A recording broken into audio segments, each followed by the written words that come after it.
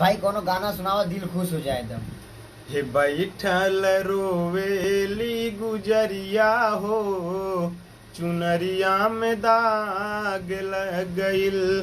हे कैसे जाई पिया के नगरिया हो, हे कैसे जाई पिया के नगरिया हो,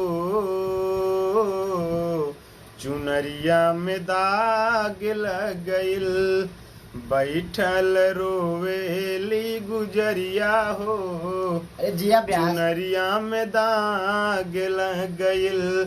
बैठल क्या बात है। बैठल बैठल रोवेली गुजरिया हो, आहा। चुनरिया में दाग लग गई। हानि होई कठिन कलेसवा, उठे ही अजिया में लहरिया। जन जानो